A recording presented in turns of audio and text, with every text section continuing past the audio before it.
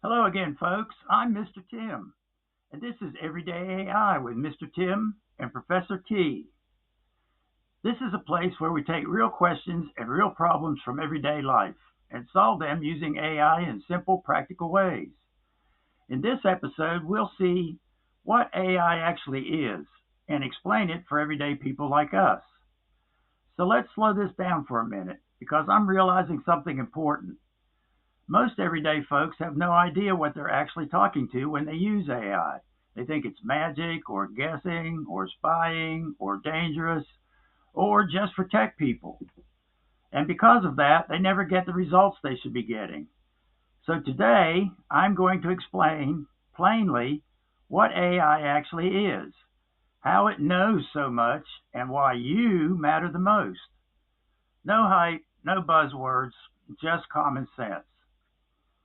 So let's talk about what AI is not and clear all the junk out first. AI is not alive. It does not think like a human.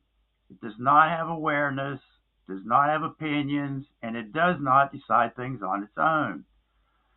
It doesn't wake up. It doesn't remember experiences. It doesn't want anything. And it is definitely not magic.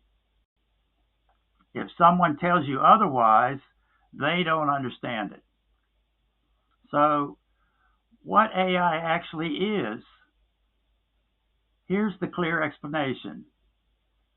AI is a reading machine, a pattern machine, a writing machine, a thinking assistant.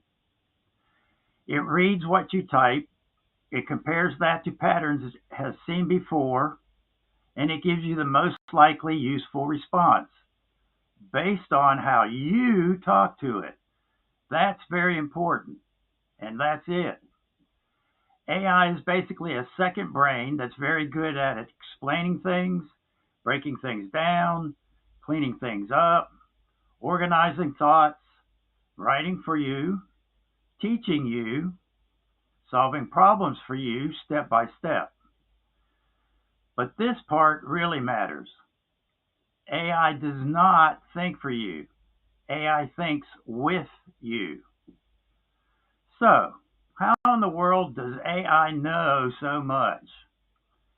This is the question everyone asks, even if they don't say it out loud. How does AI know all this stuff? How does it know so much about, well, everything? Here's the truth. AI does not know things the way humans know things. It doesn't remember life, it doesn't experience history, and it's not watching you. What it has done is read an enormous amount of human written material. That's what the AI training you keep hearing about consists of.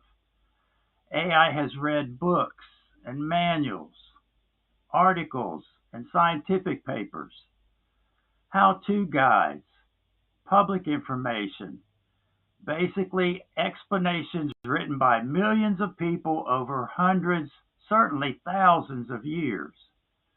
And here's the key point. AI's knowledge doesn't go back to the beginning of humans. It goes back to when humans started writing things down. Let me say that again. AI's knowledge goes back to when humans started writing things down. Human writing is the boundary. Humans took thousands of years to create that written knowledge. AI absorbed the patterns in that writing very quickly during its training. Not facts like a brain, but patterns of how humans explain things and how humans solve problems, how they describe situations, how they teach each other, how they write instructions. So when you ask a question, AI isn't remembering an answer, it's predicting the most useful response based on how humans have answered similar questions before and based on how you ask for the information. The simplest way to think about it is this.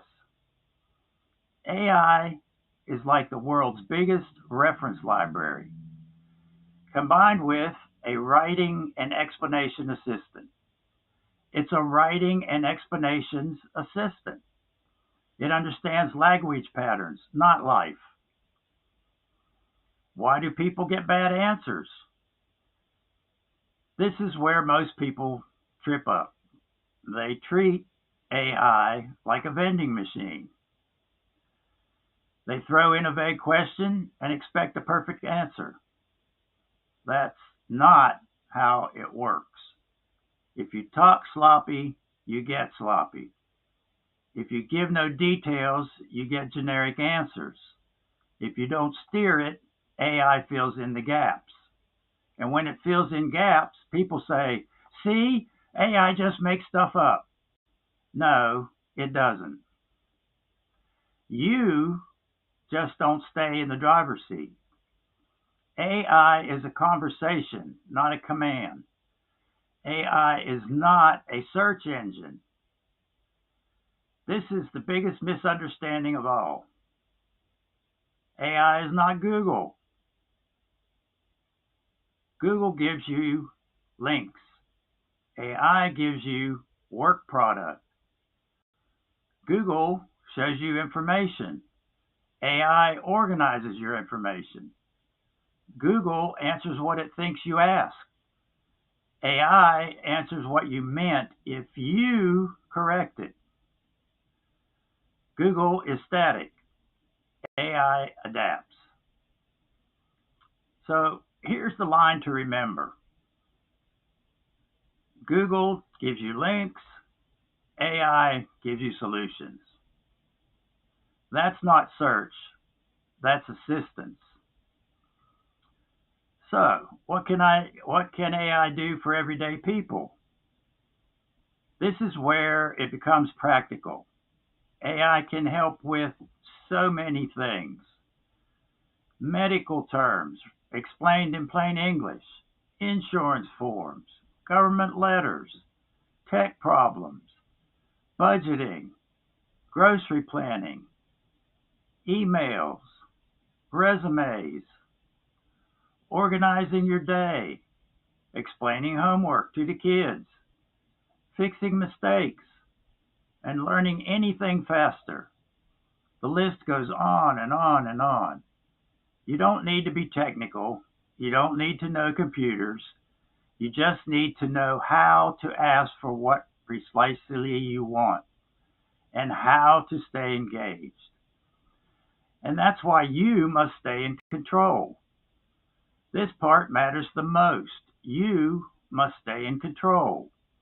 AI is powerful, but is not set and forget. The people who get the best results clarify it, correct it, guide it, and stay engaged and involved. They don't restart every time. They don't give up when its response is close to the correct answer. They steer. They refine. That's why my results look different from most people's.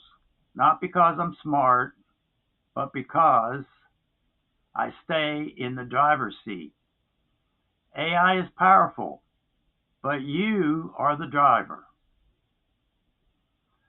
So now you know what AI actually is. It's not magic. It's not guessing. It's not a search engine. It's a thinking assistant.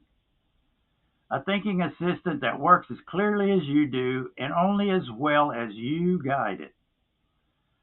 Once you understand that, everything else in this series of episodes clicks into place. And now, you're ready to really use it. All right now, AI family. Until next time, this is Everyday AI with Mr. Tim and Professor T, my AI assistant. Real solutions with ChatGPT and common sense. You're in the right place.